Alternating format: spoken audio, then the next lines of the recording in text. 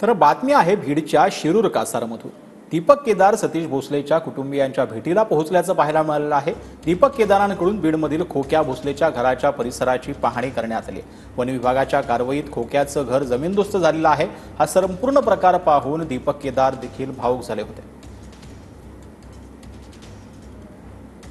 दीपक केदार आहेत, काय सांगाल आज आपण जे आहे ते सतीश उर्फ खोक्या भोसले याचं जे वन विभागाच्या जागेवर अतिक्रमित घर होतं त्या ठिकाणी आलात, त्यांच्या नातेवाईकांना भेट दिली।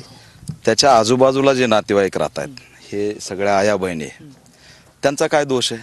पण शेळ्या जाळणे, कोंबड्या जाळणे, माणसाला बेदम मारणे, झोपडी जाळून टाकणे, मुलीला मारणे। मी हॉस्पिटलला जाऊन आलोय, रक्तबंबाळ अवस्थेमध्ये महिला पडल्यात, त्या अनुसूचित जमातीच्या महिला आहेत। त्यांच्यासाठी लढणार कोण आहे?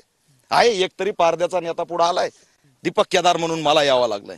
400 किलोमीटरहून या बहिणींचा आक्रोश तुमच्या चॅनलवर तुम्ही सगळ्यात पहिली बातमी दाखवली।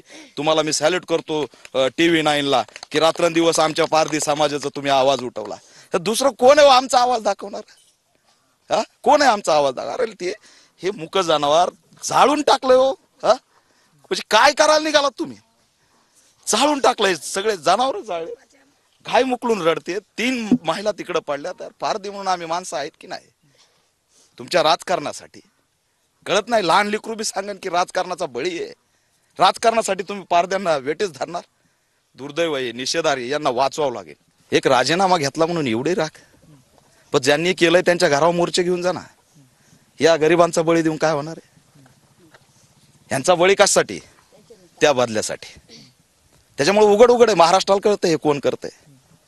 आता वंजारा समाज जो आहे त्यांना सुद्धा हे बरं वाटलं नाही, त्यांना सुद्धा हे हळहळ व्यक्त होती की यार ठीक आहे, एक माणूस आहे पण त्याच्यामुळे कुटुंबाला त्रास, हे कुणाला बरं वाटन? मानवता म्हणून कुणाला बरं वाटन? हे राजकीय केलं जाते आणि त्याच्यामध्ये गरिबांचा बळी गेलाय। कॅमेरा पर्सन आप्पासाहेब मोरकर सह ज्ञानेश्वर लोंढे, शिरूर कासार, बीड। नवनाथ ढाकणे आणि आम्ही भरत खरमाटे, दशरथ वनवे, हे आम्ही त्यांना ओळखतो सर। तिघजण जे मागचे लोक होते आम्ही त्यांना ओळखत नाही सर, पण त्यांनी खूप आमच्या मुलीला खूप हानमार केली। सरकारने आमच्यावर लक्ष द्यावा थोडं आणि आमची कारवाई कठोर करावा सर, आम्हाला संरक्षण द्यावा सर साहेबांनी, एवढंच आमचं हे विनंती।